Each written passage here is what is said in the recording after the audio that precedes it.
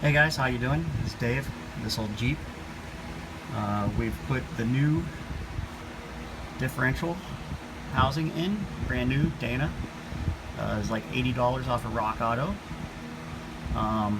Came with new shims. I put new shims, reused the old bearings because they were in pretty good shape.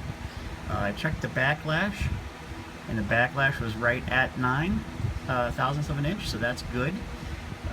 Check the pattern here. As you can see, I don't want to touch that Prussian blue too much.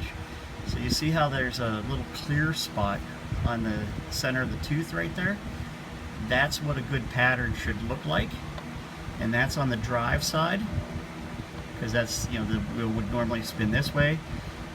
So how you're supposed to do this is you put the Prussian blue on there, or gear marking compound, or whatever you're using, and then you hold the gear, you keep tension against the differential housing, and you spin by hand the drive shaft. I'm not going to do that because I only have two hands, and or you can have a helper spin the drive shaft while you keep tension against this, and then you let it go around all the way.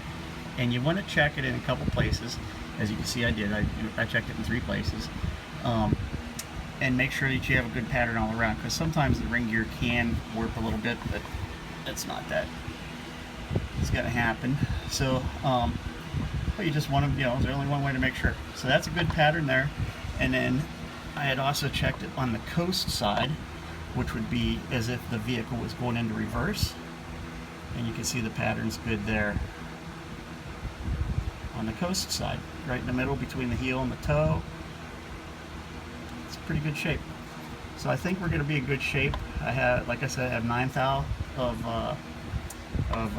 backlash, which is the amount of play between the ring gear and the pinion gear. I had set up a magnetic base with a dial indicator. Sorry I didn't catch all that for you. I've torqued these caps. You want to make sure you torque them. Smack this with a lead or soft-faced hammer, and then torque them again. You want to kind of always tap on the cap to make sure that it's seated properly.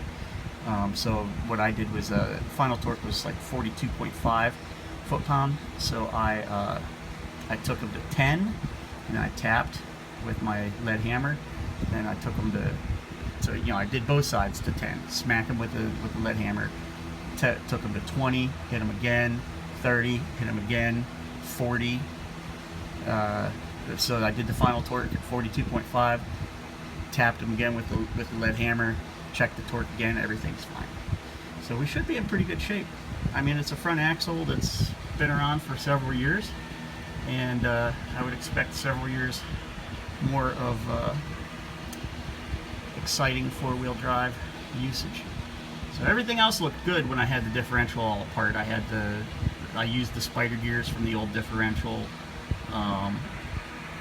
and the pinion shaft, this shaft right here that goes down through, the pinion shaft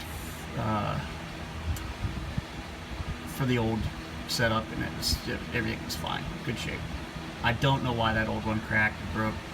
It'd be interesting to find out. It could have been poor casting, but who knows? It could have just been something got in there. I have no idea, and may never know. Like I said, this thing doesn't have huge tires on it, doesn't get hammered on four-wheel drive wise, so it's just an interesting thing that happened. While I had it apart, I put new inner axle seals. They're back behind here and here, but you have to pull the differential out to do them. So I put new axle seals in it, and you may or may not, I can't remember if I captured it or not, but the upper ball joint was bad on this side, and so I pulled the knuckle off and I put new ball joints in, and that's going to go on next is the new knuckle, or not new knuckle, but knuckle with new ball joints. And then put the axle shafts in, button the front differential up, fill it up with oil, and then proceed putting the brakes back together.